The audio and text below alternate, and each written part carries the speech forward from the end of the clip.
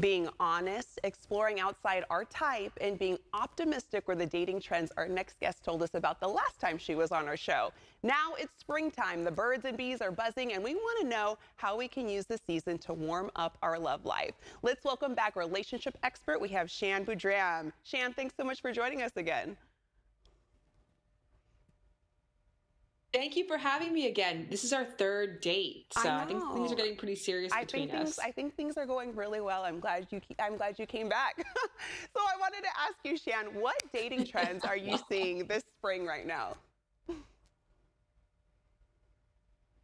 Yes, so when we talked last time, one of the big trends was hardballing, and that really kind of spoke to where people were at. And I think it speaks to the weather too. It's like, okay, I'm very clear, I'm very concrete, I'm very serious, and I'm strategic. And that is still carrying over, but it has an element of spring in it now. There's a lot more fun and flirtiness going on. There's still intentionality. 73% of people are saying, I'm focused on my dating journey, but 61% are saying, I want it to be fun. And furthermore, I actually don't know what else I want to be outside of that. And that is continuing on, as you pointed out, with the open casting trend. And that's when people are doing away with their list of tall, dark, and handsome and must have this amount of income and they have to be this tall. And instead, they're like, okay, what's out there? And does this person align with my values? That's a huge trend that we're seeing as people are prioritizing similar values in people, not that they want to date long term, but people they even want to just have a conversation with. And that is why one of the cool features we have right now, because to get to someone's values, it can take a little bit of time, but you want to have a little more opportunity to chat beyond what you see on someone's profile. I like so it. Speed dating. You've heard of speed dating before, right? Yes. So it's actually now being brought to the online dating experience. So once a week, Bumble is hosting in each city a speed dating opportunity where you have 3 minutes, no pictures, to chat with a variety of people. If you feel that there's chemistry, you can match with them and then see their profile and then continue on with the usual online dating experience. But this is a fresh way to get out there and meet different singles in your area and see where it takes you. I like that because it allows you to kind of like not look at the pictures and focus on how they look like, but more so what you were saying, getting to know their values and seeing if they align with yours. Do you have any tips on how to make the most out of our online dating experiences? Yeah, I think fun is a really, really big one. You want to be authentic. I mean, when it comes to building your profile, it's about putting your best self forward. The same tips apply.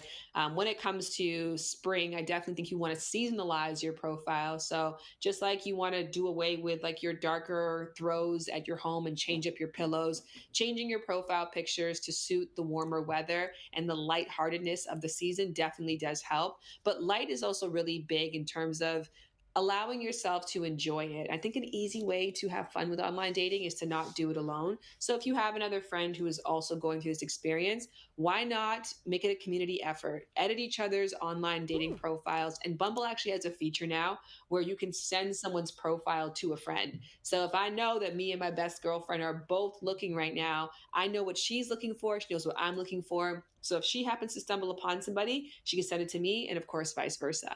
Yeah, I like that. And a lot of friends can have your best interest. So that's good to know that there's that feature. And speaking of friends, I've had friends tell me they feel like they've been catfished when they meet up with someone who doesn't quite look like their photos. And you were recently a guest co-host on Catfish. So tell us about that experience and how to avoid being catfished.